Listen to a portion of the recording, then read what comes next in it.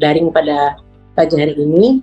Selamat datang kepada Bapak Agus Yusuf Arianto selaku narasumber yang akan memberikan materi pada pagi hari ini. Selamat datang kepada Bapak Ibu peserta dalam kelas daring penyelenggaraan mitigasi resiko dalam pelaksanaan dan serah terima pekerjaan.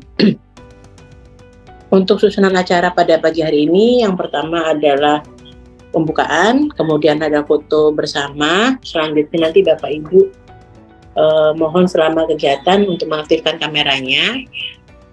Setelah itu akan ada materi yang disampaikan oleh Bapak Agus Yusuf Arianto. Selama pelaksanaan, ketika Zoom nanti ada pertanyaan, Bapak Ibu bisa memberikan pertanyaan kepada narasumber dengan cara chat di Zoom, ataupun juga Bapak Ibu bisa unmute untuk audionya, nanti disampaikan nama peserta serta instansinya dan juga pertanyaannya, serta Bapak Ibu bisa berkomunikasi dua arah dengan beliau, mungkin ada pendapat ataupun masukan dan sebagainya yang ingin Bapak Ibu perdalam terkait materi. Setelah itu nanti diakhiri foto bersama lagi sebelum sesi daring kelas daringnya selesai. Baik Bapak Ibu, marilah kita berdoa dulu sesuai dengan agama dan keyakinan masing-masing. Semoga acara kelas daring pada pagi hari ini berjalan dengan lancar sampai dengan akhir acara nanti. Berdoa sesuai dengan agama dan keyakinan masing-masing. Kami persilakan. Selesai. Silakan hadap kamera Bapak Ibu. Siapkan SIM terbaiknya. Yang belum aktif kameranya bisa diaktifkan. Baik, terima kasih. Untuk waktu dan tempat kami persilakan kepada Bapak Agus Yusuf Arianto untuk menyampaikan materinya. Bapak Ibu bisa disimak dan bisa bertanya langsung kepada beliau ketika memang ada dirasa ingin diperdalam atau ditanyakan terkait materi. Kepada Pak Agus kami persilakan Bapak. Baik, terima kasih. Bismillahirrahmanirrahim. Assalamualaikum warahmatullahi wabarakatuh. Waalaikumsalam. Salam sejahtera pada Bapak dan Ibu sekalian. Yang saya hormati teman-teman dari admin IAPI Jawa Timur. Yang saya hormati para peserta kegiatan webinar pada pagi hari ini. Mohon maaf Pak Ketua kayaknya tidak bisa mendampingi kita ya Mbak Yani. Sehingga saya sendirian di sini ya. Ya baik Bapak, mudah-mudahan tidak mengurangi makna pertemuan kita pada pagi hari ini Bapak sekalian ya. Sebagaimana program kerja di IAPI, di PD IAPI Jawa Timur, bahwa kita akan membantu pemerintah di dalam menyiapkan personel di instansi pemerintah terkait dengan kompetensi dalam pengadaan barang dan jasa pemerintah. Jadi ada banyak kegiatan pelatihan baik offline maupun online yang dilaksanakan oleh DPD IAPI Jawa Timur, baik pelatihan fungsional, pelatihan untuk peningkatan kompetensi, maupun pelatihan atau bimbingan teknis ya, pelatihan untuk peningkatan teknis pelaksanaan pekerjaan ya, yang okupasi. Hari ini kita akan bicara mengenai penyelenggaraan mitigasi risiko, sesuatu yang masih kurang begitu diperhatikan oleh para pelaksana tugas di pemerintah.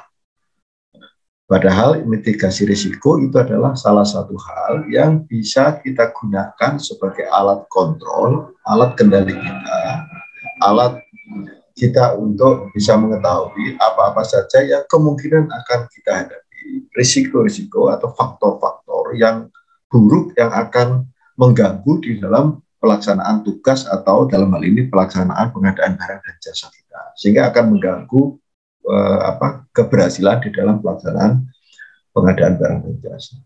Jadi saya mengamati Bapak Ibu sekalian sebagai orang yang banyak berkecimpung di pengadaan barang dan jasa pemerintah, kegagalan yang ditemui oleh teman-teman pengelola pengadaan itu sebetulnya sesuatu yang sudah bisa diperkirakan sebelumnya, tetapi itu tidak diantisipasi atau tidak dipertimbangkan di awal.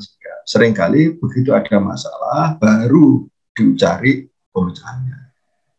Padahal sebetulnya itu tidak perlu masalah itu muncul. Nanti coba kita akan pelajari. Ya. Sekilas saja, saya akan menyampaikan secara cepat materi yang saya siapkan tidak begitu banyak. Nanti kita lebih banyak diskusi saja Bapak Ibu sekalian. Ya. Baik, saya akan mulai dengan share screen untuk memandu kita di dalam berdiskusi supaya tidak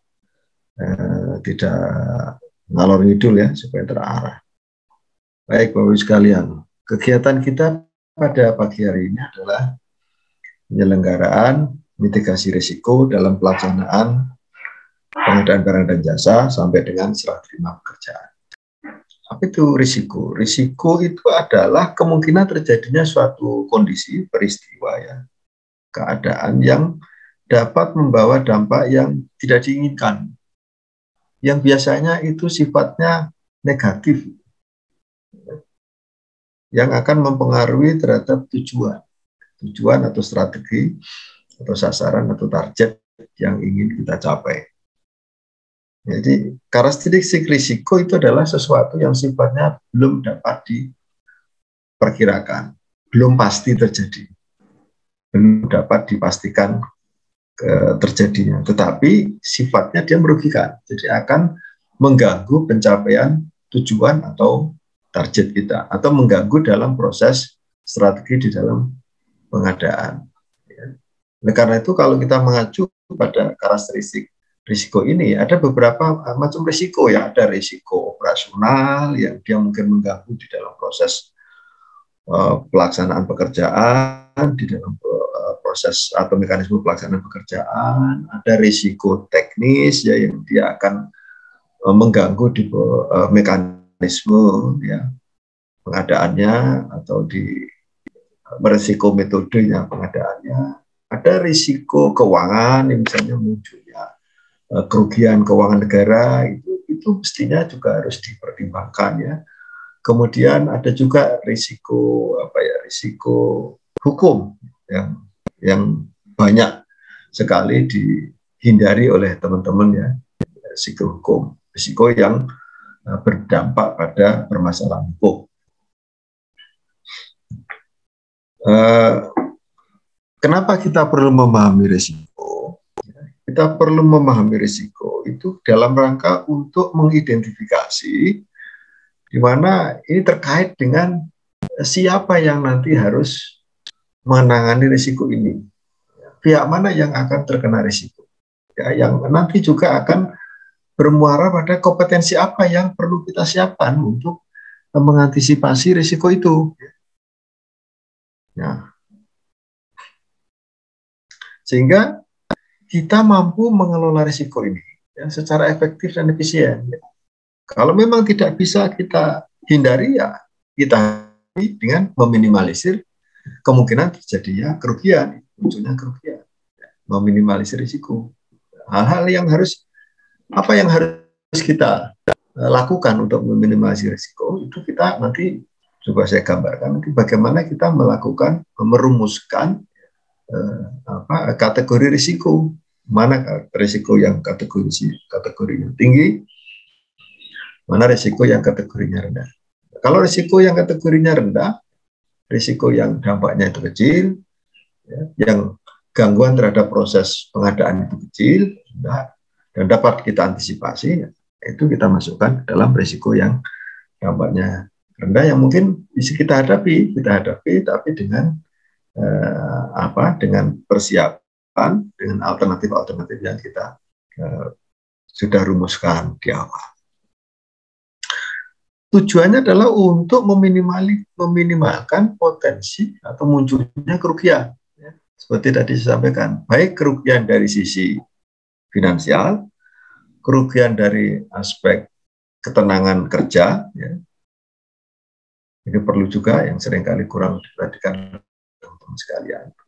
Kemudian kerugian dari hilangnya waktu karena terganggunya proses atau prosedur atau strategi pengadaan yang keliru, yang berakibat sangat fatal di dalam mencapai tujuan. Atau ketika kita memahami risiko, itu kita bisa memaksimalkan kesempatan yang terbaik dari suatu kejadian, supaya kita bisa menggunakan hal-hal yang akan yang hal-hal yang itu merupakan suatu yang sebetulnya merugikan, tapi kita bisa ubah dia menjadi sesuatu yang menguntungkan bagi kita.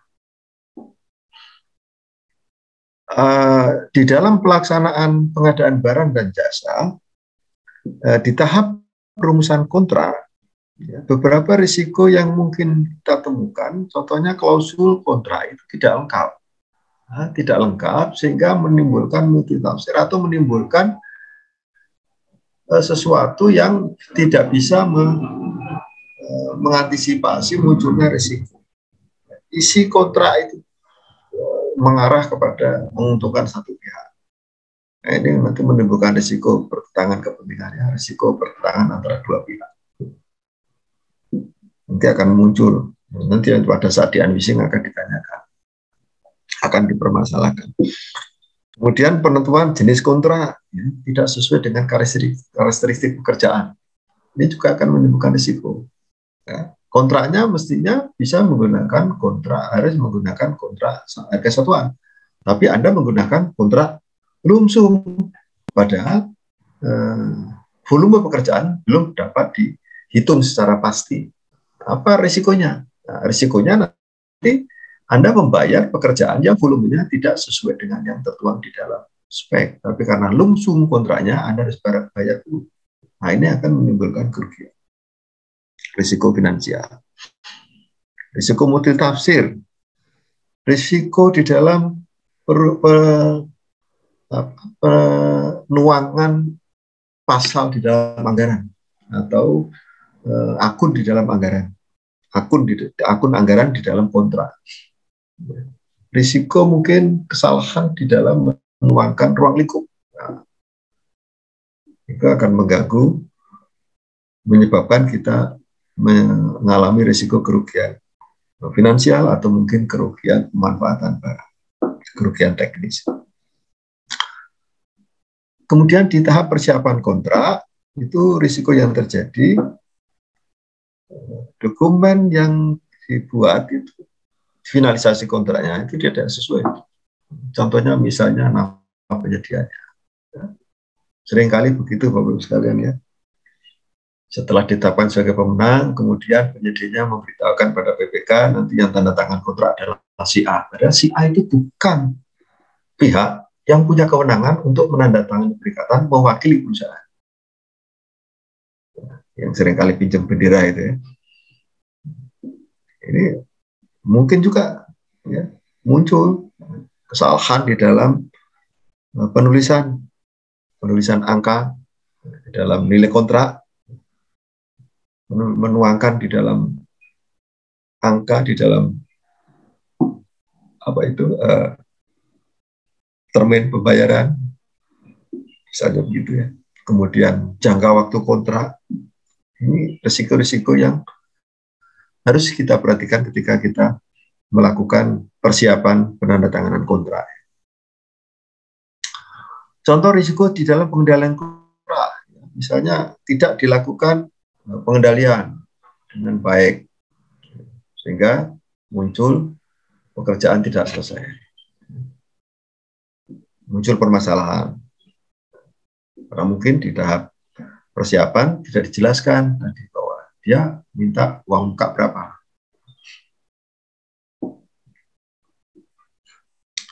Kemudian di dalam persiapan pengendalian kontrak ya mungkin tidak dilakukan pengendalian kontrak atau mungkin dilakukan pengendalian kontrak tetapi tidak benar prosesnya. Sebenarnya tidak benar. Karena mungkin di dalam dokumen kontraknya tidak dijelaskan. Kemudian di saat serah terima, contoh risikonya adalah ya mungkin dia menyerahkan barang yang tidak sesuai ketentuan di dalam kontrak atau kualitas barang tidak sesuai spek, gitu ya. Atau volume tidak sesuai dengan volume yang tertuang di dalam kontrak. Ini adalah risiko-risiko yang mungkin kita hadapi yang nanti coba kita uraikan bagaimana menyiasati untuk mengantisipasi.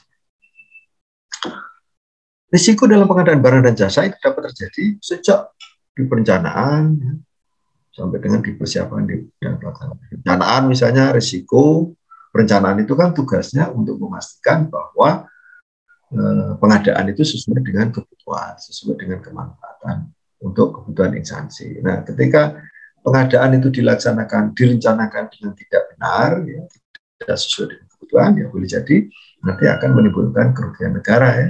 Barang tidak bermanfaat, barang yang diadakan tidak sesuai dengan ketentuan, misalnya seperti itu ya. Kemudian metode pelaksanaan pengadaannya tidak sesuai dengan yang direncanakan. Kemudian di tahap persiapan, mungkin juga akan terjadi risiko di tahap persiapan. Ini biasanya kita bikin kegiatan webinar itu secara bertahap ya. Jadi mitigasi risiko di perencanaan, mitigasi risiko di persiapan, kemudian mitigasi risiko di pelaksanaan dan serah terima. Nah, ini kita sudah masuk ke mitigasi risiko di pelaksanaan dan serah terima pekerjaan. Karena yang perencanaan dan persiapan sudah kita lakukan di bulan-bulan sebelumnya. Baik, bagaimana mengelola risiko, Bapak-Ibu sekalian? Sebelum Bapak-Ibu sekalian mengelola risiko, memetakan risiko, maka saya sarankan sekalian untuk melakukan brainstorming ya komunikasi dengan para ahli, komunikasi dengan para praktisi, ya kalau kita ditugaskan untuk melakukan sesuatu pekerjaan, dan itu kita belum paham betul tentang risiko yang akan kita hadapi. Silakan Bapak sekalian cari siapa pihak yang pernah melaksanakan pekerjaan itu, atau mana ahli yang memiliki kompetensi terkait dengan pekerjaan. Diminta brainstorming, diajak bicara, diminta pendapatnya untuk kita bisa mengetahui risiko apa yang akan kita jumpai dalam pelaksanaan pengadaan barang dan jasa. Nah, ketika kita sudah merumuskan risiko-risiko yang akan kita temukan, kemudian kita menetapkan konteks dan kerangka bagaimana kita nanti mengantisipasi atau mengelola risiko. Strategi apa yang mau kita pakai? Ya. Apa mau kita pakai untuk mengelola risiko itu nanti? Terkait dengan penanganan risiko ya. Kemudian setelah melakukan identifikasi, ya, mengidentifikasi konteks atau risiko-risiko apa yang akan kita temukan di dalam pelaksanaan pekerjaan nantinya, pengadaan nantinya. Kemudian kita melakukan penilaian, ya, mana risiko yang itu merupakan risiko yang dampaknya sangat besar, yang kemungkinan akan kita hadapi, dan dampaknya terhadap pencapaian tujuan itu sangat tinggi, maka itu menjadi concern kita. Ya. Itu menjadi concern kita. Dilakukan analisa risiko. Mana risiko yang ada di tingkat tinggi, dampaknya luas, atau dampaknya besar terhadap kinerja atau terhadap kegagalan dari pengadaan kita. Nah, itu dilakukan evaluasi untuk menentukan mana risiko yang harus kita bisa tangani sendiri, atau mungkin risiko ini nanti kita akan alihkan ke pihak lain. Ketika kita tidak mampu untuk menangani risiko, maka kita bisa mengalihkan risiko itu ke pihak lain. Ya. Ketika kita tidak mampu untuk memaksa penyedia untuk melaksanakan pekerjaan sesuai dengan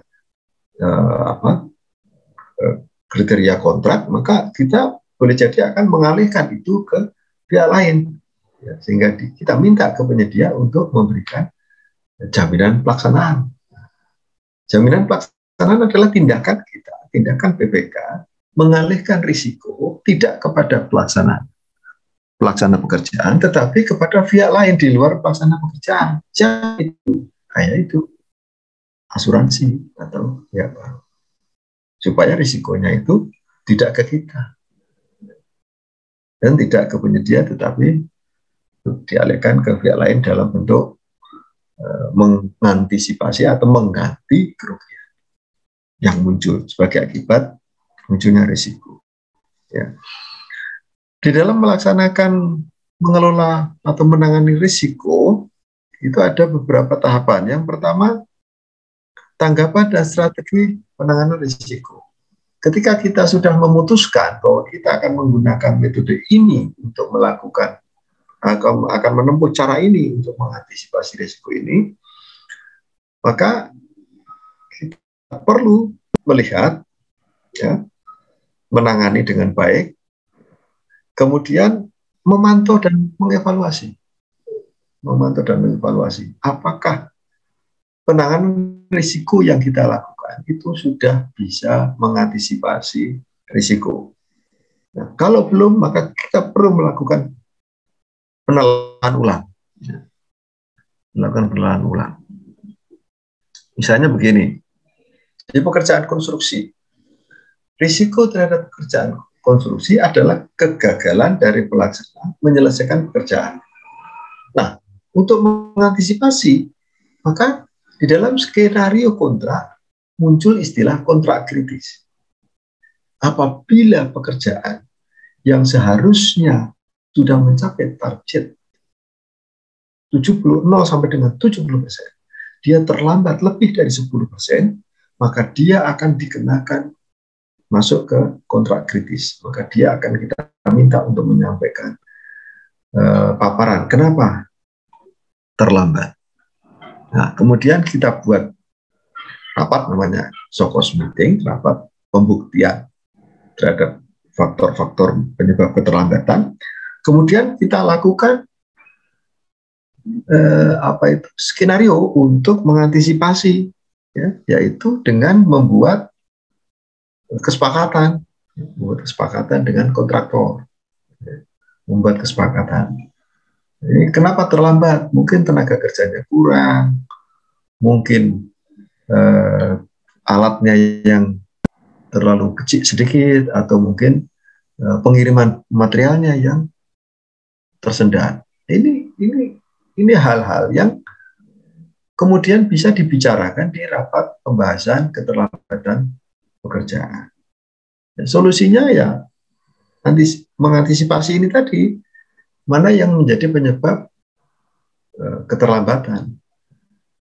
Kemudian diputuskan, oke, kalau misalnya keterlambatan itu karena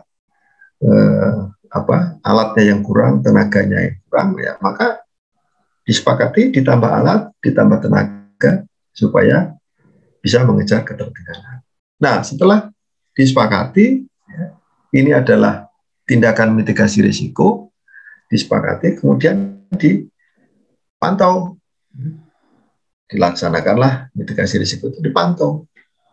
Setelah dilaksanakan, disepakati, kemudian dipantau. Bisa terkejar nggak itu ketertinggalan? Kalau ternyata mungkin masih tetap belum bisa terkejar, boleh jadi karena yang bersangkutan tidak memenuhi ketentuan di dalam kesepakatan. Nah, kalau itu yang terjadi, ya dilakukan nanti SCM lagi, diundang lagi, diajak rapat lagi. Kenapa kok tidak jadi menambah alat, tidak jadi kok menambah personil, sehingga kok masih tetap mengalami keterlambatan. Nah, dilakukan evaluasi, feedback lagi. Lalu disepakati lagi, masukkan lagi skenario berikutnya. Begitulah upaya kita untuk melakukan penanganan risiko, pengelolaan risiko. Kemudian, apa manfaat bagi organisasi? Di antara manfaat penyelenggaraan risiko bagi organisasi itu adalah yang pertama, memastikan kepatuhan terhadap prinsip-prinsip pengadaan barang dan jasa selama proses pengadaan. Jadi karena ketika kita melakukan mitigasi risiko, maka Bapak Ibu sekalian silahkan memperhatikan satu prinsip tujuan pengadaan, kebijakan pengadaan, prinsip dasar pengadaan, dan etika pengadaan. Ya, di samping prosedur atau tata cara pengadaan barang dan jasa. Jadi fokusnya keempat aspek ini yang Bapak Ibu sekalian bisa gunakan sebagai dasar untuk merumuskan mitigasi risiko. Kemudian mengurangi kemungkinan terjadinya kerugian, mengurangi kemungkinan terjadinya kerugian keuangan, mengurangi kemungkinan terjadinya pemborosan, meningkatkan kemungkinan pemenuhan kebutuhan yang menjamin bahwa pelaksanaan pekerjaan itu nanti akan terlaksana tepat waktu, karena ini adalah target dari pelaksanaan pengadaan kita, tepat mutu, tepat waktu, ya, tepat biaya, dan tepat manfaat. Itu yang harus kita perhatikan. Meningkatkan hasil pengadaan yang strategis, ya, yang sesuai dengan rencana awal kita. Kemudian melindungi kredibilitas dan reputasi instansi kita supaya tidak muncul ketidakpercayaan, ya, orang yang lain terhadap instansi kita. Memberikan perlindungan yang lebih baik terhadap aset dan sumber daya manusia, hingga kerugian itu tidak muncul atau bisa diantisipasi. Mengurangi kemungkinan terjadinya tuntutan hukum, tuntutan terhadap permasalahan yang terkait dengan permasalahan hukum. Kemudian mengurangi risiko yang mungkin terjadi, karena kita sudah bisa mengantisipasi di awal. Hal-hal itu bisa kita rumuskan di awal. Meningkatkan kualitas dan efektivitas pengambilan keputusan. Kalau kita sudah merumuskan mitigasi risiko, maka pimpinan bisa punya alat, punya kendali untuk meningkatkan kualitas dan efektivitas di dalam memutuskan suatu tindakan. Boleh jadi mitigasi risiko di dalam pelaksanaan pengadaan barang dan jasa pemerintah, Bapak sekalian, kita akan minta didampingi oleh auditor, inspektorat misalnya, atau didampingi oleh penasihat hukum dari kejaksaan. Apa tujuannya? Untuk menghindari munculnya tuntutan hukum nantinya. Meningkatkan kualitas dan efektivitas di dalam pengambilan keputusan, sehingga nanti kalau ada perubahan atau adendum kontrak, ya kita perlu konsultasikan dulu, ya, kepada aparat penegak hukum, ya. Misalnya Bapak sekalian konsultasi ke jaksa pengacara negara, ke JPM, ya, di kejaksaan, di tiap kejaksaan ada itu, yang mereka bisa memberikan legal opinion kepada kita supaya tidak keliru. Kemudian memudahkan estimasi biaya yang lebih tepat dan realistis, memudahkan estimasi anggaran yang tepat dan realistis, sehingga mengurangi munculnya kerugian negara. Dan yang terakhir adalah meningkatkan komunikasi, ya, antara tim pengelola pengadaan dengan pihak-pihak yang terkait. Bagaimana strategi penanganan risiko? Ada 4 strategi penanganan risiko. Kalau memang risiko itu tidak bisa kita hindari, maka satunya alternatif yang kita ambil adalah kita menerima risiko itu, ya, dengan meminimalisir kerugian sekecil-kecilnya, ya. Atau kita melakukan mitigasi. SCM itu adalah salah satu mitigasi. Merumuskan kontrak itu adalah salah satu tindakan untuk memitigasi risiko. Atau kita, kalau memang tidak memungkinkan kita lakukan sendiri, ya, ya kita lakukan pemindahan, dipindahkan risiko itu ke orang lain. Ya. Saya beli mobil baru, ya, daripada saya harus berpikir ketika saya mengemudikan mobil, saya harus berpikir bahwa nanti akan kalau kecelakaan supaya saya harus super hati-hati, maka itu saya pindahkan, saya mengambil asuransi, sehingga nanti kalau terjadi masalah yang tidak kita perkirakan sebelumnya, ya, dan kita nggak tahu di jalan itu boleh jadi muncul masalah, ya. Ketika kita sedang nyetir, tiba-tiba ada kendaraan yang rodanya lepas menghantam mobil kita. Itu risiko, ya kan, yang harus kita hadapi ketika kita mengemudi. Nah, kalau kita tidak mengasuransikan, maka semua risiko itu akan kita tanggung sendiri. Kerusakan itu akan kita biayai sendiri. Tapi kalau kita mengasuransikan, ya, boleh jadi kita membayar setiap bulan misalnya 300.000 rutin. Tapi ketika terjadi musibah yang itu biaya untuk perbaikan yang mungkin mencapai puluhan juta, ya, nah itu akan ditanggung oleh asuransi, sehingga ada upaya kita untuk memindahkan risiko. Yang terakhir menghindari. Kalau memang bisa kita hindari, hindari. Ya. Contohnya, daripada kita menghadapi perpanjangan waktu penyelesaian kontrak akibat kelalaian penyedia, ya lebih baik kita hindari. Gimana caranya? Bicarakan dengan penyedia. Jangka waktunya pastikan bahwa penyedia bisa menyelesaikan tepat waktu. Ya. Kemudian, kalau saya sering mendampingi teman-teman BUMN, saya minta dendanya kasih saja setinggi-tinggi. Supaya nanti mereka yang menawar pekerjaan kita sudah mengantisipasi bahwa nanti kalau saya terlambat, saya akan dikenakan denda yang tinggi, itu akan rugi. Ini tindakan bagi kita, ini adalah tindakan untuk menghindari keterlambatan di dalam pelaksanaan pekerjaan sebagai akibat kelalaian penyedia. Gitu. Baik, di dalam pelaksanaan pengadaan, dalam hal ini dalam pelaksanaan kontrak, ya, tahapan yang dilakukan mulai dari penetapan SPPJ sampai dengan serah terima hasil pekerjaan. Ya. Ada risiko-risiko yang akan kita terima. Sebelum kita menetapkan, sebelum BPK menerbitkan surat penunjukan penyedia barang dan jasa, surat penunjukan penyedia barang dan jasa adalah pernyataan tertulis dari BPK, di mana BPK setuju bahwa yang melaksanakan kontrak adalah si A, pemenang tender, pemenang pemilihan, ya, yang dilakukan oleh pojok pemilihan dan dilakukan oleh pejabat pengadaan, menang pemilihan.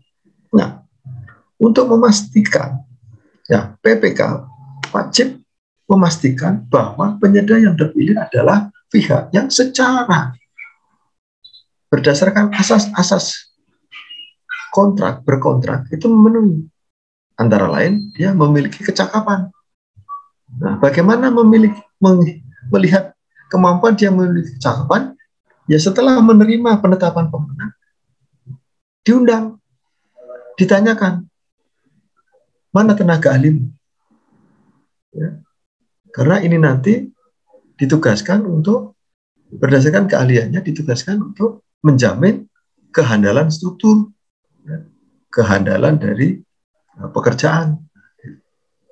Jadi dia harus suruh mendatangkan tenaga ahli, dicek apakah memang tenaga ahlinya punya pengalaman seperti ini, ya, cek pada penerbit yang menerbitkan legalitas keahlian, ya, SKA.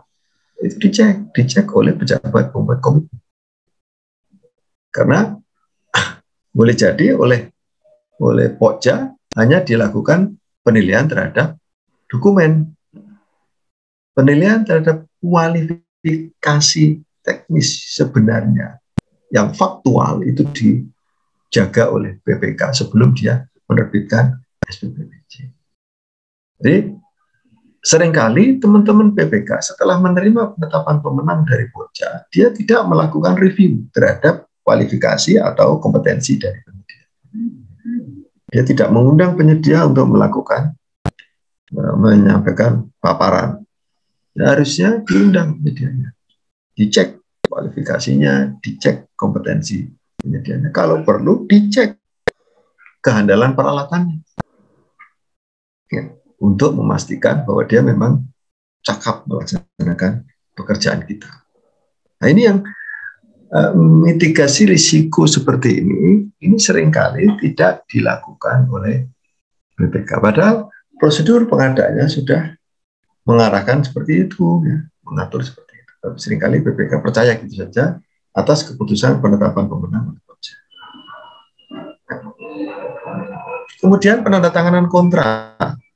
Penandatanganan kontrak harus dilakukan oleh BPK dengan penyedia, ya, karena kita belum menggunakan itu kontrakting secara full, ya, masih ada kontrak offline, ya, dilakukan secara offline. Masing-masing pihak harus menyepakati, ya, kedua belah harus membaca betul dokumen yang dia tanda tangani, ya, berhadapan-hadapan kalau perlu, ya, sekalian, kecuali tidak memungkinkan, ya. Jadi itulah tindakan yang mestinya dijaga dan mungkin kita hadapi pada saat kita melaksanakan kontrak, ya. Pemberian uang muka. Ada banyak nih, 1, 2, 3, 4, 5, 6, 7, 8, 9, 10 ya. Coba kita lihat satu persatu. Mengenai pelaksanaan kontrak, penandatanganan kontrak. PPK dilarang mengadakan ikatan perjanjian atau menandatangani kontrak dengan penyedia dalam hal belum tersedia anggaran. Hati-hati Bapak Ibu sekalian, kalau pemilihan penyedia dilakukan atau dilaksanakan oleh Pokja mendahului penetapan DPA atau penetapan DIPA, ya, maka kontrak boleh ditandatangani oleh BPK ketika DIPA sudah diterima. Artinya jadwal atau tanggal penandatanganan kontrak harus setelah tanda tangan DIPA, setelah tanggal DIPA. Jadi DIPA itu ada tanggalnya, atau DPA ya kalau di APBD. Jadi jangan sampai kontrak ditandatangani mendahului penanggalan DIPA. Nah, itu berarti kita PPK melakukan pelanggaran menandatangani kontrak sebelum anggaran disediakan atau tersedia. Ini memang ketentuan di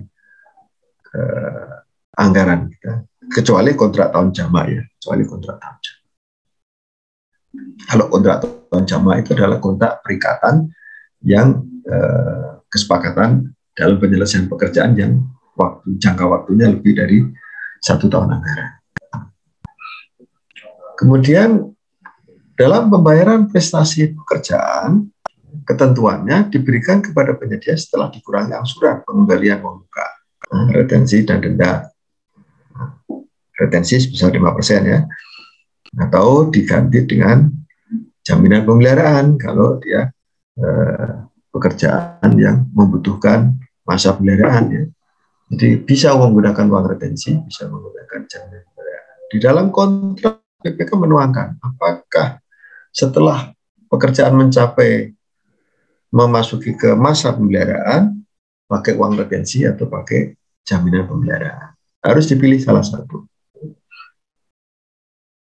Kalau penyedia itu melaksanakan pekerjaan dengan menyerahkan sebagian pekerjaan itu kepada subkontraktor, ya, maka ketika dia menagihkan pembayaran, maka dia harus menunjukkan bukti pembayaran lunas kepada subkontraktor.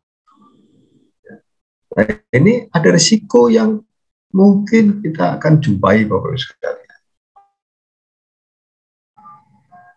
yaitu munculnya tuntutan hukum sebagai akibat subkon tidak dibayar oleh main kontraktor, oleh kontraktor utama.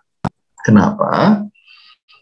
Karena pada saat mengajukan permintaan pembayaran, kontraktor utama itu sudah minta kepada subkontraktor untuk menandatangani bukti pembayaran lunas, kwitansi pembayaran lunas dari main kontraktor kepada subkontraktor. Nah, kemudian bukti pembayaran lunas itu kemudian diserahkan oleh PPK untuk lampiran ya, berkas pengajuan klaim pembayaran kepada PPK, bendahara melalui PPK. Nah, PPK percaya bisa dibayar, uang masuk ke rekening main kontraktor. Setelah uang masuk ke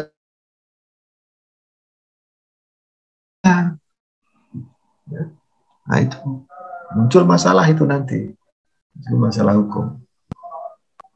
Gitu. Sering juga muncul seperti itu ya sekalian. Kemudian pembayaran, silakan dirumuskan pembayaran apakah bulanan, termin, atau sekaligus sesuai dengan kalau nilainya kontraknya kecil ya silakan dibayar sekaligus setelah pekerjaan selesai. Tapi kalau nilai kontraknya besar, ya, pekerjaannya itu juga makan waktu lama, ya boleh jadi Bapak melakukan pembayaran secara bertahap.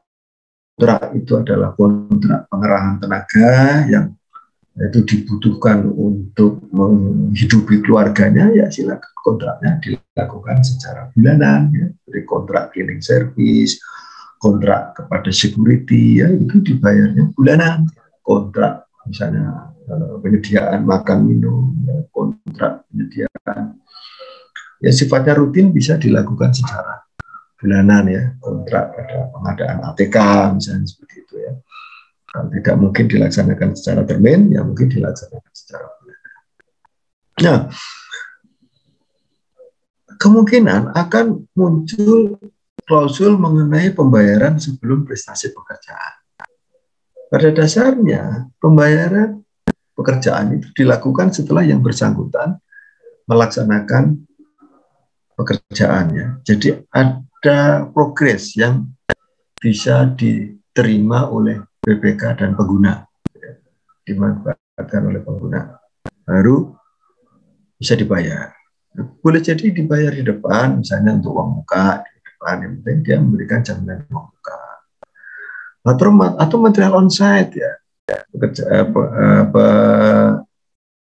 pembayaran terhadap bahan-bahan yang akan dijadikan bagian dari pekerjaan yang akan diserah terimakan. Maka boleh jadi nanti itu boleh dibayar terlebih dahulu, walaupun tidak semuanya atau tidak 100% sesuai dengan harga di dalam satuan pekerjaan, gitu ya.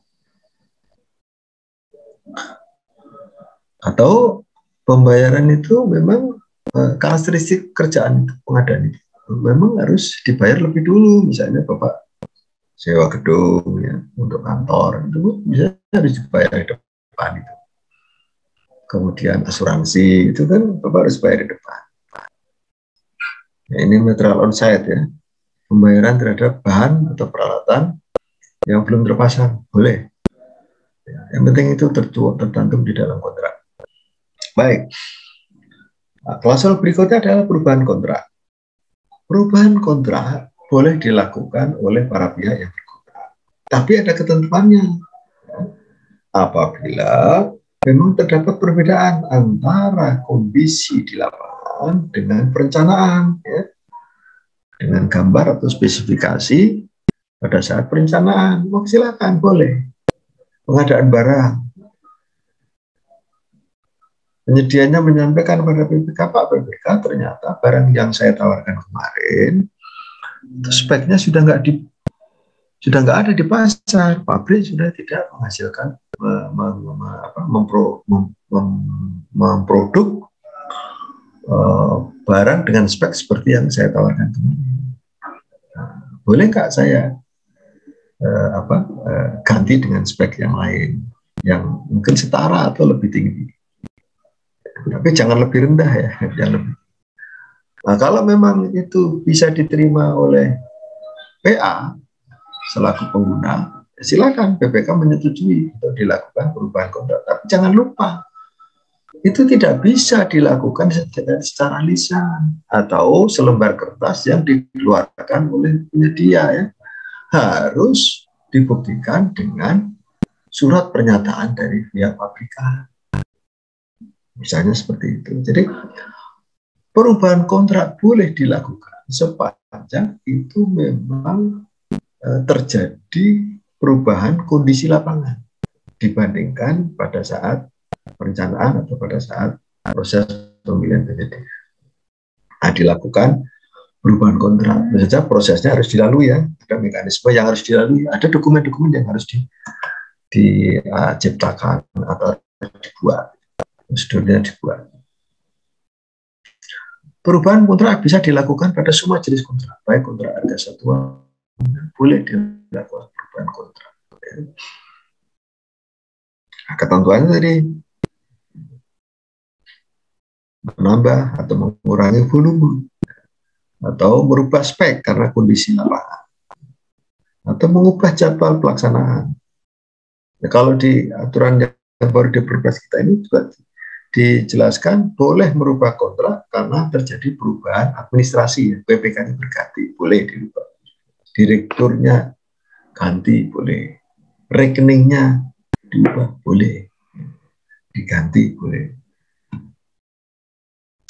Baik, penyelesaian kontrak. Ya. Jika penyedia gagal menyelesaikan pekerjaan, ya, dan jadwal waktu pelaksanaan kontrak sudah berakhir, maka PPK akan melakukan penilaian. Nah, ini Bapak sekalian. Kalau terjadi keterlambatan akibat kelalaian penyedia, maka saran saya jangan cepat-cepat diputuskan untuk dilakukan pemutusan kontrak. Perpres merekomendasikan, ya, mengatur itu dilakukan penilaian dulu terhadap kemampuan pendidik. Kalau memang dirasa secara teknis berdasarkan masukan dari konsultan ahli, konsultan pengawas misalnya, dia masih mampu menyelesaikan pekerjaan, silakan diberikan toleransi penambahan waktu penyelesaian pekerjaan. Tentu saja ini dikenakan denda keterlambatan. Ya. Kalau dia mampu melaksanakan pekerjaan. Yang penting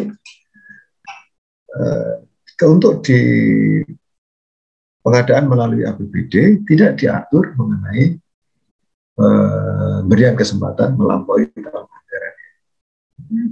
Di aturan yang lama ada, tapi kemudian di peraturan Permendagri yang baru dicabut lagi.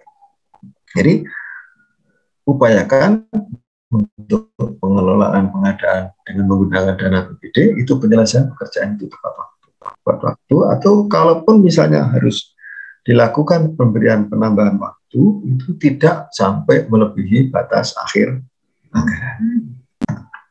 Baik.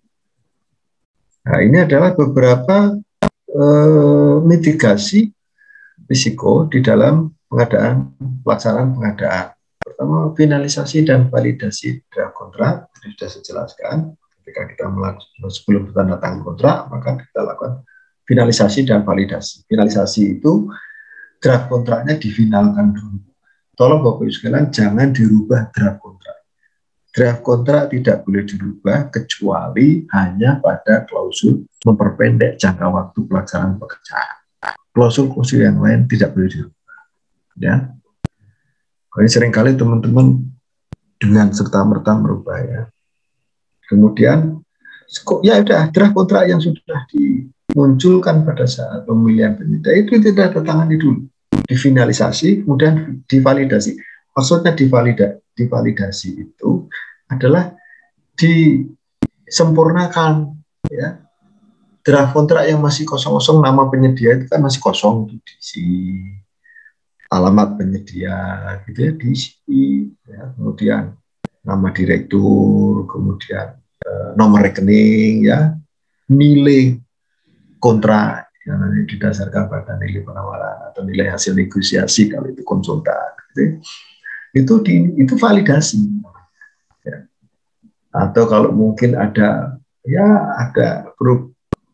kesalahan-kesalahan ketika itu dibetulkan boleh, ya, tapi tidak merubah substansi dari draft kontraknya itu sendiri, ya. Kemudian rapat persiapan kontrak, ya. Rapat persiapan pelaksanaan kontrak seringkali tidak dilakukan oleh teman-teman PPK. Begitu sudah tanda tangan kontrak, langsung penyedianya suruh kerja. Jangan dulu, suruh penyedia menyampaikan program mutu dulu, ya. Kemudian dia suruh ngecek lapangan dulu. Boleh jadi ada perubahan lapangan, ada perubahan volume atau perubahan kondisi lapangan. Nah, dilakukanlah MC0, disepakati dulu. Kalau MC0 memang ada perubahan, ya silakan dilakukan addendum kontrak, boleh, dari hasil kunjungan lapangan sebelum penerbitan surat penyerahan lokasi. Kemudian penentuan program mutu, ya, kontrak yang itu dilakukan oleh penyedia di hadapan PPK dan tim teknis dan tim ahli. Kemudian dilakukan pengendalian kontrak, termasuk kalau mungkin terjadi kontrak kritis, ya, kontrak di mana pelaksanaan pekerjaan oleh kontraktor itu mengalami keterlambatan. Ya, kalau harusnya progres itu 0 sampai dengan 70%, dia terlambat lebih dari 10%, itu masuk kontrak kritis. Dilakukan SCM. Ya, jangan sampai, ini seringkali saya mendapatkan keluhan dari para PPK dan teman-teman di lapangan. Pak, kami putus kontrak. Kenapa? Karena sampai dengan akhir kontrak itu penyedianya baru menyelesaikan misalnya 50%. Kontrak sudah berakhir waktunya. Sudah, Pak. Nah, kenapa kontrak sudah berakhir kok baru diketahui bahwa dia baru menyelesaikan 50%? harusnya itu diketahui sejak awal gitu. Tapi teman-teman PPK sering tidak melakukan itu. Timnya PPK dengan timnya tidak melakukan pengendalian kontrak, ya, melakukan pengendalian kontrak dengan baik. Nah ini, kemudian perubahan kontrak, ya, seringkali perubahan kontrak atau addendum kontrak itu tidak dilakukan dengan benar prosedurnya, ya, asal dirubah gitu saja. Harus ada dasarnya. Kenapa dirubah? Perubahan PPK harus ada dasarnya apa? Pelantikan penggantian PPK SK baru dari PA misalnya. Ya sudah. Atau pelantikan kepala dinas yang lama pindah. Sehingga kepala dinas selaku PPK sekaligus tidak selaku PPK dia harus dirubah. Boleh, ada dasarnya gitu ya. Tidak asal dirubah, harus ada dasar. Ada dokumen yang mendasari munculnya perubahan kontrak. Ya. Kemudian perpanjangan masa kontrak boleh 2 kan, kalau peristiwa kompensasi ya, kalau dia terlambat dikenakan denda, pemberian kesempatan ya. Tapi kalau peristiwa kompensasi itu kalau kondisi kahar, ya, kondisi di luar kemampuan para pihak. Nah, kemudian pembayaran pekerjaan ini sering kali juga muncul masalah. Di dalam melakukan pembayaran pekerjaan, lakukan penilaian dengan benar untuk kontrak harga satuan. Pastikan bahwa volume pekerjaan itu sudah sesuai dengan kontrak, atau kalau itu kontrak harga satuan, maka volume yang dibayar adalah volume pekerjaan yang dilakukan. Kalau tidak dilakukan, ya tidak dibayar. Contoh, ini pengalaman aja untuk saya. Ketika saya mendampingi salah satu PPK di salah satu Pemda, dia membangun gedung. Nah, di dalam dokumen kontrak di harga satuan muncul di sana apa itu? Penangkal petir. Ya, penangkal petir itu harus dipasang sebanyak 10. Nah, dengan masing-masing penangkal petir, harga satuannya 1 unit penangkal petir itu nilainya 12 juta. Itu sampai dengan kabel yang ditanam di dalam tanah, sampai dengan sentring yang di tepi tembok itu masuk ke tanah. Nah, karena ingin efisien, itu penyedia, ya ada 2, ya, setiap dari 10 itu, ya dari 10 itu, setiap 2 penangkal itu dia jadikan 1. Sentringnya itu, ya, besi yang ditanam itu hanya 1. Jadi setiap 2 hanya 1, setiap 2 hanya 1, setiap 2 hanya 1. Nah, ketika dilakukan pemeriksaan bersama oleh PPK tim teknis, saya dalam ini mendampingi PPK selaku tim teknis, dan oleh tim pengawas, konsultan pengawas dan konsultan perencana serta kontraktor pelaksana, saya tidak mau menghitung itu 10, tapi saya mau itu dihitung cuma 5. Kaget kontraktornya. Kok bisa gitu? Iya, karena di harga satuanmu itu kan mestinya 1 itu ya.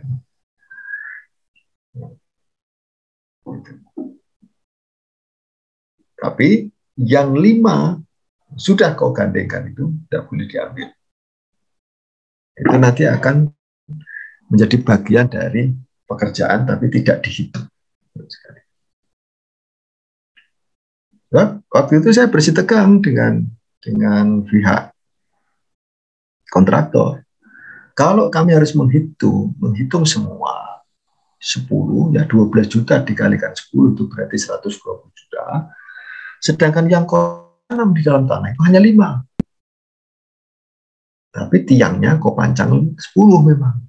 Penangkal petirnya kau pancang 10. Tetapi ya. Ada pertanyaan, Pak? Iya, dari mana? Dari Bu Nur Hamdani, BKP. Bapak Nur Hamdani. Ya, silakan. Oh, Bapak Nur Hamdani dari Bapak Nur Hamdani. Silakan, Pak Nur. Assalamualaikum. Mohon izin ini Pak, chat di Zoom. Oh, di chat Zoom. Ya. Ya, Assalamualaikum. Mohon izin bertanya terkait pengadaan barang dari luar negeri multi-years untuk dipasang di daerah terpencil, sementara jalan menuju lokasi sebentar Pak, ketutup. Halo. Sementara jalan menuju lokasi belum dapat dilewati kendaraan berat. Sementara jalan bukan merupakan tanggung jawab dari instansi yang mengadakan peralatan tersebut. Bagaimana ya, Pak? Jadi izin bertanya terkait pengadaan barang dari luar negeri Pak, multi-years untuk dipasang di daerah terpencil, sementara jalannya itu menuju ke lokasi itu belum bisa dilewati alat berat dan bukan merupakan tanggung jawab dari instansinya untuk jalan, bukan merupakan tanggung jawab instansi untuk pengadaan peralatan tersebut. Bagaimana Pak? Iya. Bapak sekalian, Pak Nur, itu kondisi waktu itu berarti di dalam perencanaan itu PPK kurang jeli, ya. Ketika seorang PPK dia akan melakukan kegiatan pengadaan, dia akan menetapkan itu speknya. Ini nanti barang ditempatkan di mana, kan begitu Pak. Ketika PPK diberitahu oleh PA bahwa barang atau KPA bahwa barang ini nanti akan ditempatkan di kecamatan X, ya, maka itu PPK harus melihat apakah akses untuk ke kecamatan itu sudah ada. Ya kalau tidak bisa jangan Bapak lakukan, Bapak sampaikan ke PA, Pak PA ini pengadaan tidak bisa dilaksanakan sebab apa? Sebab barang yang kita beli tonasinya sekian, beratnya sekian, sementara di sana ada jembatan yang tidak mungkin dilalui. Jadi itu tidak bisa Pak. Yang pertama itu. Yang kedua, Bapak Ibu sekalian, ketika menyusun identifikasi kebutuhan di perencanaan pengadaan, pastikan bahwa faktor pendukung itu memang bisa membantu kita di dalam melaksanakan pengadaan. Ya. Jangan hanya asal beli. Ya. Jangan hanya asal beli. Ini jangan sampai nanti sudah kontrak, penyedianya sudah mendatangkan barang ke pabean, ya, baru masuk ke sana nggak bisa. Ya, bagaimana kalau kontraknya sudah ditandatangani dan penyedia sanggup menyampaikan barang itu sudah bebankan ke penyedia, itu tidak mau tahu, PPK tidak mau tahu, kemudian tidak mau tahu. Yang penting yang saya tahu barang itu harus sampai sana. Terserah kau pakai helikopter kah, kau pakai, itu urusan kamu. Itu mungkin muncul pada saat rapat persiapan kontrak Pak Nur. Ya, ketika Pak Nur sudah menyampaikan di dalam dokumen bahwa kita beli barang yang harus ditempatkan di sana, penyedianya sudah ngecek lokasi, pasti itu, dan dia menawar, pasti sudah memperhitungkan ongkos sampai barang. Nah sudah, itu menjadi tanggung jawab penyedia. Gitu Pak Nur. Jadi saya mau tolong dicek lagi dokumen kontraknya Pak Nur. Apakah dokumen kontrak itu sudah berbunyi bahwa penyedia bertanggung jawab terhadap pengiriman barang sampai ke lokasi. Bapak jangan mau kalau itu dimasukkan, tidak bisa itu dimasukkan di dalam kategori kahar ya, tidak bisa. Karena itu harusnya sudah bisa diantisipasi oleh penyedia. Gitu Mbak Yani. Oke, baik. Bagaimana Bapak untuk jawabannya Pak Nur Hamdani?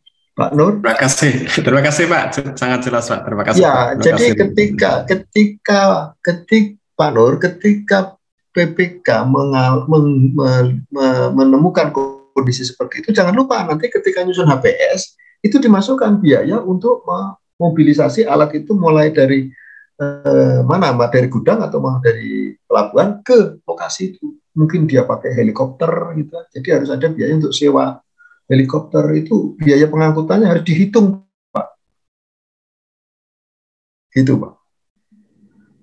Lain masalah begini kasusnya, saya pernah menjumpai Pak ya. Pak Nur ini dari Balai. Dari riset Pak. Oh BRIN. Riset. Ya, ya Pak. Ya. saya pernah menjumpai Pak, saya ketemu dengan kontraktor yang dia sedang pasang BTS di Pegunungan Bintang, Papua.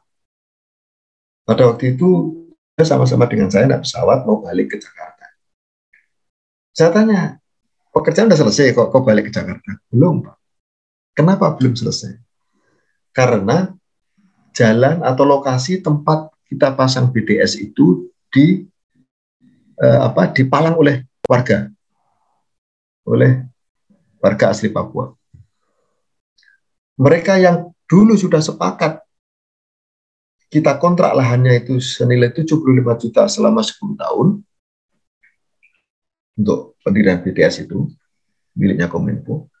Ternyata ketika barang itu sudah diangkut di sana, mau dirakit, petugas yang mau merakit ya, turun dari helikopter, dicegat oleh orang-orang Papua, tidak boleh melaksanakan pekerjaan sebelum pihak pelaksana pekerjaan memberikan kompensasi tambahan terhadap lahan itu senilai 500 juta. Jadi dari 75 juta Pak, mereka minta tambahan 500 juta. Ini adalah unconditional, ya, kondisi di luar kemampuan para pihak. Ya. Yang akhirnya pekerjaan itu nggak bisa terlaksana. Nah, ini munculnya nanti adalah perpanjangan kontrak.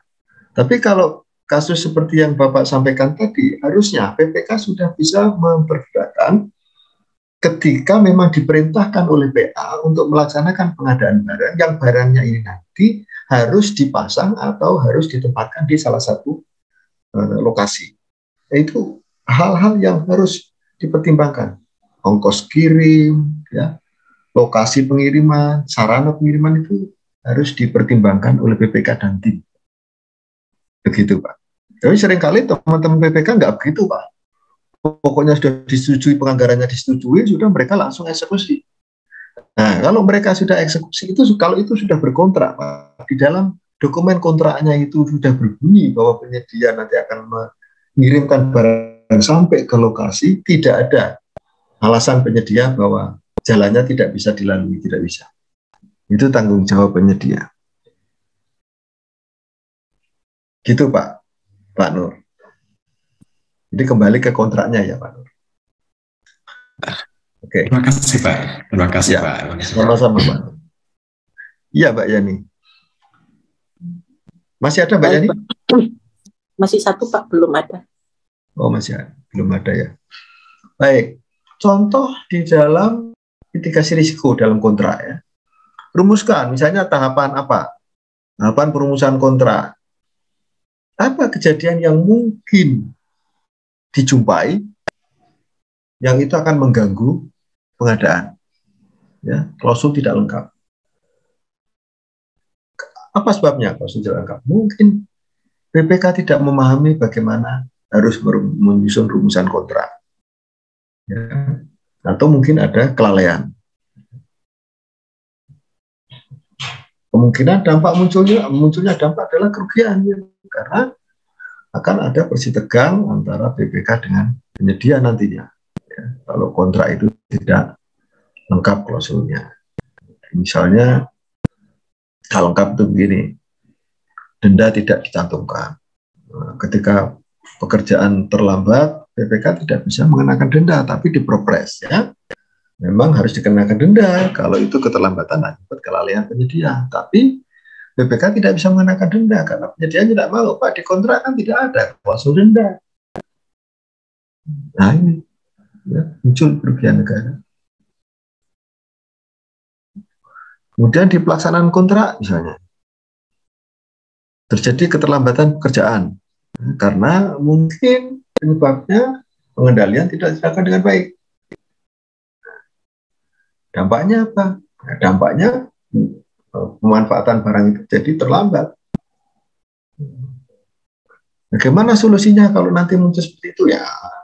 Buat SCM, ya, SOKOS meeting, ketentuan mengenai kontrak kritis, cantumkan di dalam rancangan kontrak. Gitu loh. Jangan tidak tercantum di dalam rancangan kontrak, tetap tiba-tiba ketika terjadi keterlambatan, PPK menyatakan, ayo kita SCM. Penyediaannya akan ogah berangkat. Apa? Nggak ada di klausul kita, Pak. SCM, kontrak kritis nggak ada. Begitu. Ini yang seringkali, Bapak Ibu sekalian, tidak kita sadari.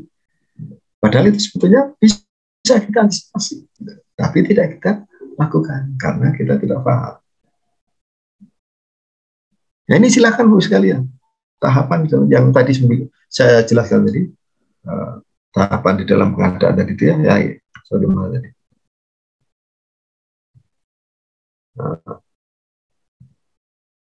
Di dalam pelaksanaan kontrak ini, tahapan ini tolong nanti dirumuskan satu-satu kemungkinan. Bapak bisa melakukan brainstorming ya, diskusi dengan Pokja, ya, diskusi dengan PPK yang pernah melaksanakan pekerjaan, punya pengalaman banyak. Ya. Ini kan pekerjaan pengadaan ini kan learning by doing ya, tidak ada sekolahnya ya, sekolahnya ya belajar aja dari pengalaman itu. Silakan. Ini nanti tahapannya bisa ditulis itu ya, sekalian ya. Jadi tahapan di pelaksanaan nanti yang tadi saya jelaskan mulai SPPJ sampai dengan penanganan kondisi kahar. Baik, apa itu serah terima pekerjaan? Serah terima hasil pengadaan adalah proses penerimaan hasil kerja dari penyedia kepada pejabat penandatangan kontrak atau pejabat pembuat komitmen, di mana itu dilakukan manakala produk akhir sesuai dengan ketentuan di dalam kontrak, spesifikasi yang tertuang di dalam kontrak, itu sudah dihasilkan dan sudah memenuhi syarat-syarat atau ketentuan-ketentuan yang tercantum di dalam kontrak. Maka dilakukanlah serah terima. Ya. Tujuannya adalah untuk memastikan bahwa produk yang dihasilkan oleh penyedia itu memang sudah sesuai dengan ketentuan di dalam kontrak. Maka dilakukanlah nanti ketika melakukan serah terima, kontraknya dilihat, bikin checklist, kemudian disamakan dengan barang yang dikirim atau pekerjaan yang sudah selesai dilaksanakan dibandingkan dengan kontrak. Memastikan bahwa pekerjaan sesuai dengan waktu, jangan lupa bagian waktunya ditengok, jangka waktunya dilihat, apakah dia terlambat atau tidak. Kalau dia terlambat, apakah sudah ada persetujuan dari PPK untuk penanganan pekerjaan terlambat? Ya, sudah ada adendum. Apakah jaminan pelaksanaannya sudah diperpanjang? Apakah sudah ada adendumnya? Persetujuan. Berapa lama persetujuan di adendum? Itu dicek. Ya, dilihat oleh pemeriksa pekerjaan ya. Boleh jadi tim teknis atau tim ahli yang ditugaskan oleh PPK untuk melakukan pemeriksaan pekerjaan. Kemudian yang ketiga, memastikan bahwa hasil pengadaan itu berfungsi, ya, memiliki nilai manfaat, memberikan manfaat dan berdampak positif bagi masyarakat. Baru kalau memang tiga hal ini sudah terpenuhi, ya, maka tim pemeriksa atau PPK sendiri, kalau itu nilainya kecil, pekerjaan sederhana itu dilakukan oleh PPK sendiri. Tapi kalau PPK ada tim teknis atau tim ahli, mungkin PPK akan dibantu oleh tim teknis atau tim ahli untuk melakukan pemeriksaan. Maka tim teknis atau tim ahli memberikan rekomendasi apakah pekerjaan itu diterima atau ditolak. Kalau ditolak, maka dikembalikan ke penyedia untuk diperbaiki. Ya. Kalau diterima, maka dari dokumen berita acara itu kemudian dijadikan dasar untuk tanda tangan berita acara serah terima. Nah, saya mau menyampaikan tindakan kita di dalam melaksanakan penerimaan hasil pengadaan itu terdiri dari dua faktor. Yang pertama adalah quality control, yang kedua adalah quality assurance. Quality control itu tindakan yang dilakukan untuk menjamin bahwa kepada PPK bahwa hasil pekerjaan sudah memenuhi aspek-aspek di dalam kontrak. Tapi kalau quality assurance, ya, itu adalah penjaminan terhadap kualitas. Jadi barang yang diselesaikan itu sudah memenuhi kualitas yang kita minta. Misalnya garansinya berapa lama, gitu ya. Kemudian prosedurnya sudah sesuai. Ya, kalau pekerjaan konstruksi sudah ada laporan dari konsultan pengawas, licik. Tapi apakah struktur konstruksi itu, komposisi betonnya benar, itu quality control.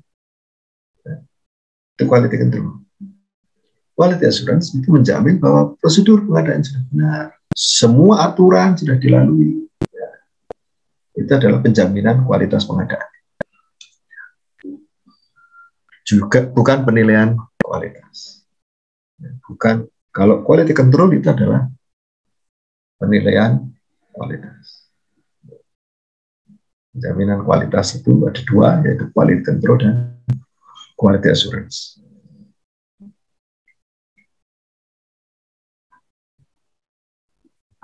Lalu bagaimana alurnya? Pertama, pihak penyedia akan mengajukan kepada BPK untuk serah terima. Dia bersurat ya, ini penyedia bersurat kepada BPK untuk serah terima. Nanti BPK akan melakukan pemeriksaan, bisa dia sendiri atau dia dibantu oleh tim teknis atau tenaga ahli. Ya. Kemudian muncullah berita acara hasil pemeriksaan yang dikeluarkan oleh tim teknis atau tim ahli ya. Biasanya dengan verifikasi oleh penyedia ya. Penyedia menyetujui. Kemudian dibuatlah berita acara serah terima yang ditandatangani oleh penyedia dengan BPK. Tidak perlu metre ya, dengan BPK. Jadi tanda tangan ini dilapiri dengan berita acara hasil pemeriksaan oleh tim teknis atau tim ahli. Kemudian penyerahan hasil pengadaan dari BPK kepada pengguna, kepada PA atau KPA. Ya, dilalui dibuktikan dengan penandatanganan berita acara serah terima dari BPK ke PA atau KPA. Ya, dibuat berita acara semua, ya. Buat berita acara. Nah, nanti kalau sudah masuk ke terakhir ini, baru oleh PA semua dokumen itu diserahkan ke pengurus barang atau penyimpan barang. Begitu harusnya. Bagaimana tata cara kita melakukan hasil pengadaan? Yang pertama, lakukan verifikasi. Ya. Bagaimana memverifikasinya? Bandingkan dengan dokumen kontrak. Ya. Bandingkan dengan dokumen kontrak.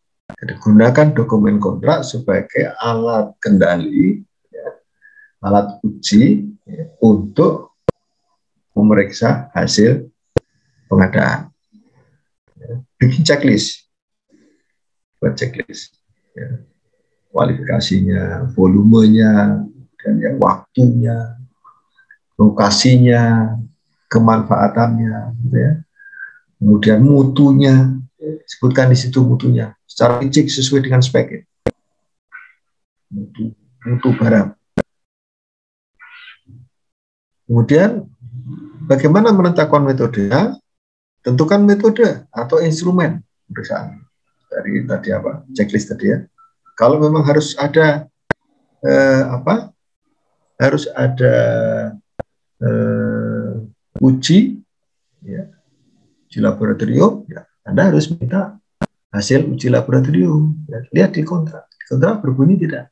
Kalau memang berbunyi ya harus disebutkan hasil uji laboratorium.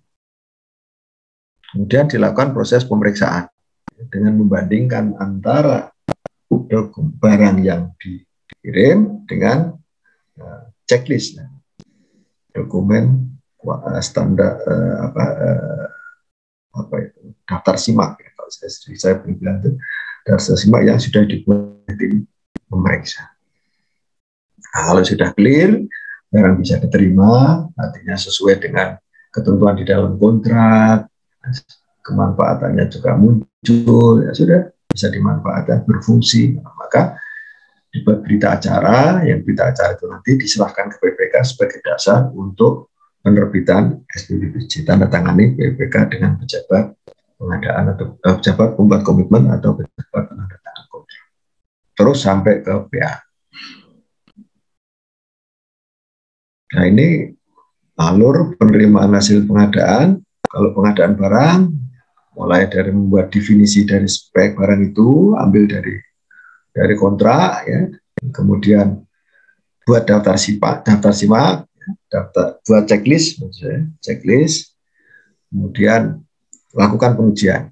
Nah, kalau sudah betul, bikin berita acara pemeriksaan. Baru kemudian tanda tangan PASD. Demikian juga kalau pengadaan pekerjaan konstruksi, sama, pelajari dokumen speknya, gambarnya, ya, bandingkan gambarnya dengan gambar akhir, ya. Biasanya yang pekerjaan konstruksi yang dilihat adalah as-built drawing, ya, gambar akhirnya. Kemudian bikin daftar simak, lakukan pemeriksaan, susun berita acara, dan tanda tangan berita acara serah terima. Demikian juga untuk yang konsultan dan jasa lainnya. Nah, instrumen untuk penerimaan hasil pengadaan secara administrasi dia meliputi lingkup dan jangka waktu pekerjaan. Apakah terlampaui atau tidak? Dilihat laporan dia, kapan dia membuat surat ke PPK untuk serah terima. Nah, itulah dianggap sebagai jangka waktu dia bisa menyelesaikan pekerjaan. Terlampaui enggak?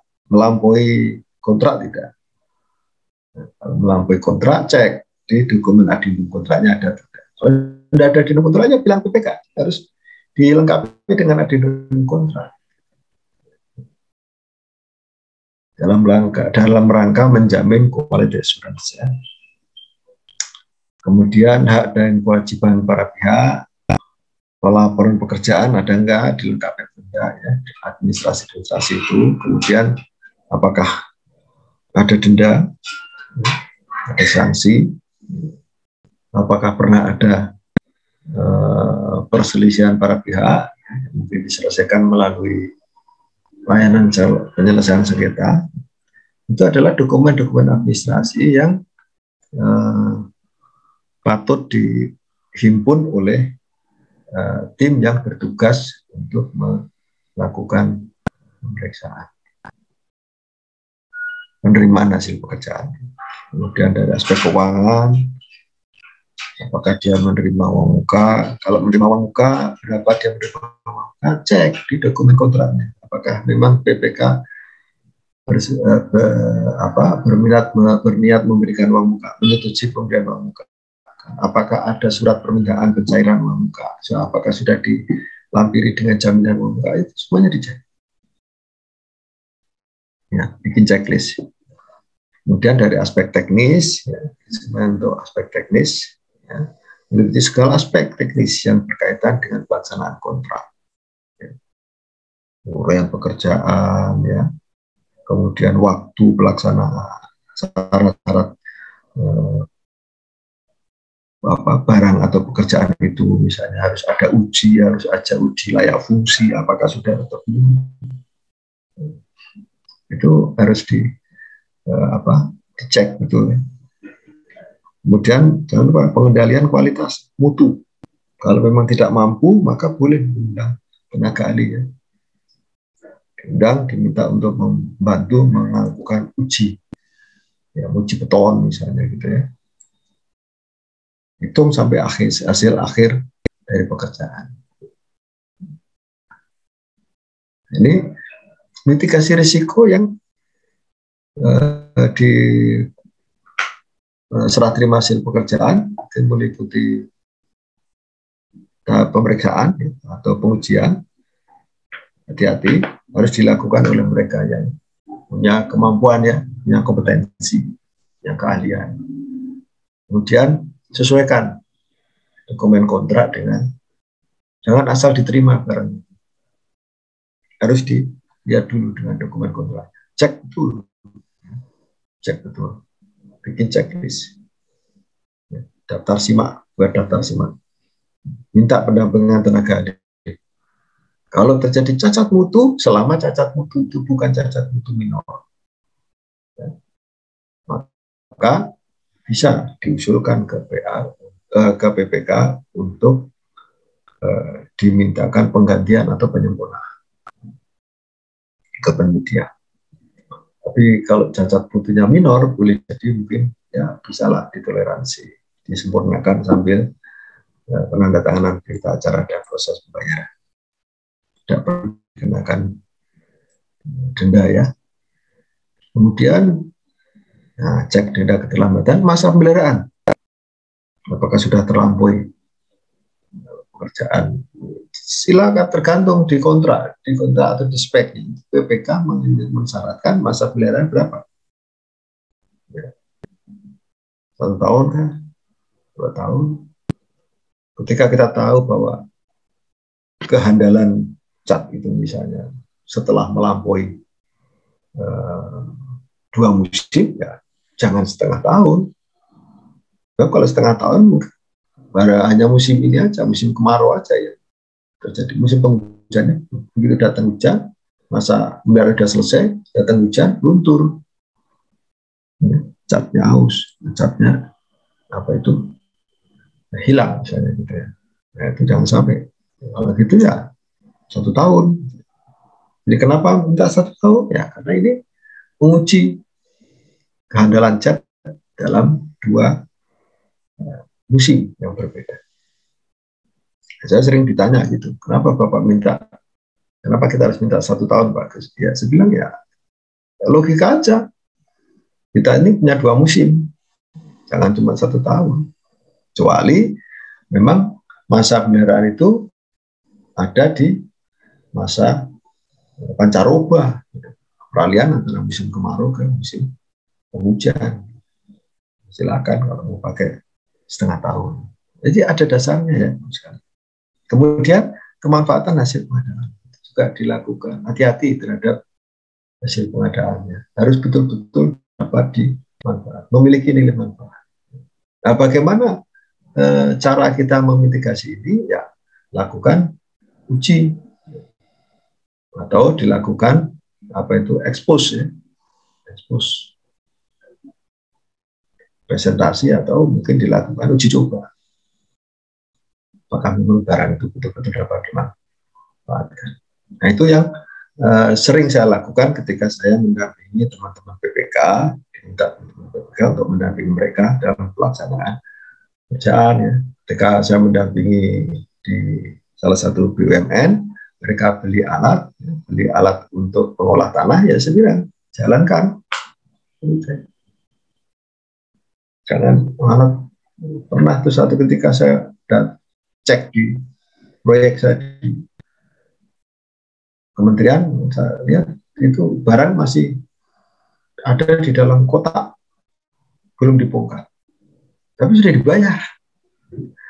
Lalu saya tanya ke PPK, ini sudah dibuka belum? Belum pernah Pak. Saya bilang, tolong panggil yang punya kompetensi di barang ini siapa, buka, cek dulu, dicoba dulu. Coba cekkan dinyalakan di listrik, dia bisa menyala, ya udah. Jadi tidak boleh barang itu diterima dalam bentuk masih kemasan utuh ya, harus sudah terbongkar, harus sudah dibuka, diuji, bukti pengujian. Nah, untungnya yang nemukan saya, itu kalau nemukan auditor bisa dikenakan suruh balikin duitnya itu, atau dikenakan denda karena belum diuji. Nah, itu. Oke, ini contoh risiko dalam serah terima untuk pemeriksaan hasil pekerjaan ya. Mungkin pemeriksaannya tidak cermat. Ini sebabnya adalah ketidaktahuan dari tim pemeriksa, ya asal-asalan. Dampaknya apa? Nah, barang yang kita terima ternyata tidak sesuai dengan mutu yang kita harapkan, dengan mutu yang sudah dituangkan di dalam spek, dalam kontrak. Gimana kalau terjadi seperti itu ya? Nanti tunggu aja auditor datang, sampaikan ke auditor, audit, pembalian dananya, kemudian diminta untuk dikembalikan ke kas negara. Gitu. Oke. Baik, saya kira itu prolog saya cukup panjang ya. Mbak Yani, mungkin ada pertanyaan dari teman-teman peserta, silakan. Kayaknya sudah ada itu Mbak Yani ya. Ya silakan Bapak Ibu sekalian, Bu Anjar ya, mungkin di kantor mengalami kendala di dalam pelaksanaan penyelenggaraan mitigasi risiko ya. Karena seringkali pimpinan instansi memang belum semua pimpinan instansi itu mewajibkan untuk merumuskan mitigasi risiko ya. Kalau saya di kantor saya yang sekarang ini, saya di kementerian itu, setiap dokumen pengadaan kontrak mesti saya minta untuk dibuatkan mitigasi risikonya. Bagaimana antisipasinya nanti. Dan itu disepakati antara pelaksana pekerjaan dengan pejabat pembuat komitmen. Karena ini sudah masuk di ranah pelaksanaan pekerjaan. Tapi kalau di perencanaan, ya harusnya sudah dibuat mitigasi risiko juga pada saat BPK menyusun rencana pengadaan. Apa-apa yang mungkin akan terjadi pada saat nanti pelaksanaan pekerjaan atau implementasi pengadaan. Ya. Itu Mbak Ira, mungkin ada yang mau konfirmasi atau mau lebih mendalami apa yang kita sudah diskusikan ya. Penjelasannya sudah tuntas, ini terkait pelaksanaan dan serah terima hasil pekerjaan. Kalau dirasa sudah cukup, tidak ada pertanyaan dari para peserta, saya hanya ingin memberikan penegasan saja bahwa sesuai dengan permintaan dari teman-teman KPK bahwa di setiap proses pengadaan barang dan jasa itu seyogyanya dibuat mitigasi risiko ya. Jadi dibuat rumusan ya, formula untuk mengetahui apa kemungkinan kejadian terburuk yang akan kita hadapi dalam pelaksanaan pengadaan dan bagaimana mengantisipasinya. Kalau bisa itu dituangkan di dalam dokumen, tuangkan di dalam dokumen. Misalnya dalam dokumen kontrak, ya, rancangan kontrak dituangkan. Risiko yang mungkin akan kita hadapi itu sudah dituangkan di dalam rancangan kontrak, sehingga ketika nanti kita berkontrak, melaksanakan pekerjaan, risiko itu tidak muncul. Seperti misalnya risiko keterlambatan di dalam pelaksanaan pekerjaan, ya tuangkan di dalam rancangan kontrak. Ya, tuangkan di dalam rancangan kontrak sesuai ketentuan. Misalnya dalam rancangan kontrak disampaikan di dalam pelaksanaan pekerjaan ya, pre-contract meeting disampaikan bahwa nanti tidak ada perpanjangan waktu ya karena waktu mendekati akhir anggaran. Untuk konsultan pengawas misalnya menghadapi risiko kemungkinan pekerjaan tidak selesai, konstruksinya tidak, pekerjaan oleh kontraktor tidak selesai, sementara konsultan pengawasnya masih tetap diminta untuk melakukan pengawasan. Maka di dalam kontrak konsultan pengawas, draft kontrak konsultan pengawas itu saya sebutkan di situ, ya, saya tambahkan klausul di syarat-syarat khusus kontrak. Apabila terjadi keterlambatan pelaksanaan pekerjaan konstruksi akibat kelalaian penyedia, ya, bukan karena permintaan BPK atau pengguna barang, maka penugasan konsultan pengawas tetap berjalan sesuai dengan ketentuan kontrak konsultan pengawas dengan biaya remunerasi tenaga ahli ditanggung oleh badan usaha konsultan pengawas. Jadi tidak bisa ada tambahan dari BPK dan tidak boleh dia ngeklaim ke penyedia, ke kontraktor untuk minta dibayar. Ya, karena itu tanggung jawab dia, gitu. Ya. Itu Mbak Sri Anja dari BPKP kah? Iya. Dari BPK Pak. Dari BPK? Iya. Iya.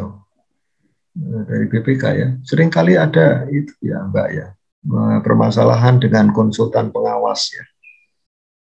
konsultan pengawas itu ternyata pekerjaan konstruksinya nggak selesai. Nah, padahal konsultan pengawasnya sudah dibayar lunas. Nah, minta dibayar lunas gitu ya, sesuai dengan penugasan. Pernah nggak Anda mendenda konsultan pengawas untuk mengembalikan biaya atau uang yang dia terima? Kebetulan pengadaan kita kan kecil ya Pak untuk yang di BPK. Jadi untuk pekerjaan konstruksi pun juga banyak ini sih kayak pemeliharaan gedung aja gitu loh Pak, kayak pengecatan. Jadi tidak pakai jasa. Oh, enggak pakai konsultan pengawas? Enggak pakai jasa konsultan. Oh, diawasin sendiri ya? Karena nilainya itu kecil. Ya. Ini seringkali saya mendapatkan laporan dari teman-teman auditor itu Mbak Bu. Jadi ketika ada penugasan pada konsultan pengawas ya, untuk mengawasi pekerjaan konstruksi, ternyata pekerjaan konstruksinya itu mengalami ada temuan gitu ya, misalnya besinya ternyata tidak sesuai dengan standar yang ada di dalam spek, dalam gambar atau yang ada di dalam di dalam rancangan gitu ya, dalam DED. Nah, mestinya kalau menurut saya itu konsultan pengawasnya bisa juga didenda. Karena kenapa bisa terjadi besi yang dipasang tidak sama dengan yang ada di dalam gambar. Sementara tidak ada perubahan dokumen atau tidak ada perubahan gambar. Ya, jadi shop build drawing-nya tidak dirubah. Nah, itu artinya konsultan pengawasnya bisa dikenakan denda. Bagaimana dendanya? Ya dihitung saja denda daripada saat ya, pembesian itu berapa lama. Kalau pembesian itu 2 minggu, ya pembayaran dia selama 2 minggu itu ditarik. Karena berarti kan dia selama 2 minggu itu tidak melaksanakan pengawasan. Enggak, ini kalau mungkin nanti ada diskusi dengan teman-teman di auditor di BPK gitu ya. Oke, jadi gitu Bapak Ibu sekalian, ketika Bapak Ibu sekalian melaksanakan pengadaan, jangan lupa lakukanlah mitigasi risiko.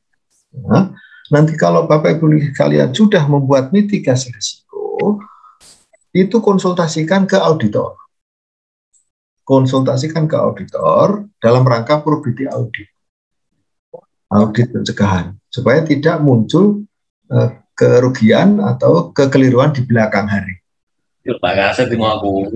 Nah gitu maksudnya kita menyusun mitigasi risiko. Jadi karena yang tahu pekerjaan itu adalah pemilik pekerjaan. Ya, ketika pemilik pekerjaan itu minta didampingi oleh auditor dalam rangka probity audit, ya, audit di pelaksanaan pekerjaan, maka saran saya yaitu lakukan buat rumusan mitigasi risiko, nanti diskusikan dengan auditor. Gitu. Di beberapa pendampingan yang saya lakukan, sebelum BPK itu menyetujui pembayaran, mengajukan pembayaran ke bendahara pengeluaran, itu BPK saya minta untuk melibatkan auditor.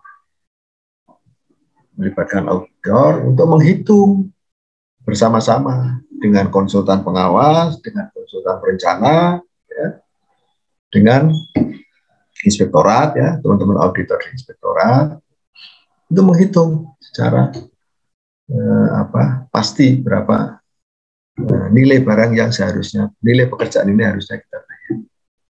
Karena yang bisa menyatakan negara itu rugi atau tidak rugi itu adalah auditor, bukan tenaga ahli. Kalau tenaga ahli atau tim ahli itu memastikan spek, ya, quality control aja dia. Gitu. Tapi quality assurance-nya itu boleh jadi bisa juga minta tolong minta didampingi oleh teman-teman auditor. Oke, saya kira itu yang bisa saya sampaikan Bapak Ibu sekalian di pertemuan pada pagi hari ini. Kurang dan lebihnya saya minta maaf. Kalau ada yang kurang jelas mungkin bisa kita lanjutkan di Nah, ini grupnya kan belum akan dihapus. Belum, Pak. Belum, nanti Belum kalau ya? sudah selesai semuanya. Kalau sudah selesai kewajiban baru dihapus ya Mbak Yani. Termasuk menyerahkan sertifikat dan rekaman dari pembicaraan kita di pagi hari ini ya. Baik Bapak Ibu sekalian, kalau ada yang kurang berkenan saya minta maaf. Kalau ada yang masih perlu didiskusikan silahkan. Kalau ada hal-hal yang masih perlu dimintakan rekomendasi dari pelaksanaan pengadaan Bapak Ibu sekalian, jangan segan-segan silakan Bapak Ibu sekalian untuk mengirimkan surat ke IAPI. Silakan Bapak berkunjung ke kantor kita. Ya, kantor kita representatif, bisa Bapak gunakan sebagai tempat untuk diskusi. Nanti dari teman-teman admin atas perintah Pak Ketua pasti akan ditugaskan siapa yang bisa mendampingi untuk memberikan penjelasan terkait dengan masalah yang akan dikonsultasikan. Kalau masalahnya itu berat, biasanya nanti kami dari tim IAPI akan membentuk tim kecil yang nantinya akan membantu Bapak Ibu sekalian menyelesaikan permasalahan yang mungkin Bapak Ibu sekalian hadapi. Kalau memang Bapak tidak sempat atau tidak mampu melihat atau merumuskan risiko itu sejak awal. Itu namanya mitigasi risiko. Nah, silakan Bapak Ibu sekalian nanti bisa berkonsultasi dengan kami di kantor IAPI Jawa Timur.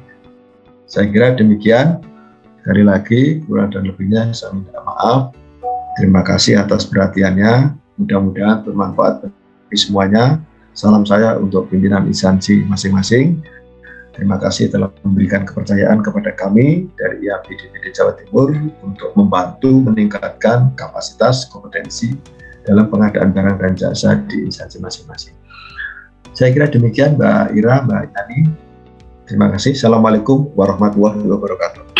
Waalaikumsalam warahmatullahi wabarakatuh. Baik, terima kasih kepada Bapak Agus Suparyanto untuk materi serta jawaban dari pertanyaan-pertanyaan yang sudah disampaikan oleh peserta. Semoga menjadi ladang pahala bagi kita semua. Dan Bapak Ibu, sebelum kita akhiri, mohon untuk kameranya diaktifkan, foto terlebih dahulu nggih Pak nggih, sebelum kita akhiri Zoom meetingnya. Nanti apabila ada pertanyaan lanjutnya bisa melalui WA Group atau japri kepada narasumber Pak Alkaf. Baik, silakan hadap kamera. Baik, terima kasih kepada Pak Alkaf dan Mbak Ira yang sudah membantu berjalannya acara ini. Semoga Bapak Ibu bisa mendapatkan ilmu dan tambahan pengetahuan dari beliau. Selamat beristirahat, sampai ketemu dengan kelas daring berikutnya. Assalamualaikum warahmatullahi wabarakatuh.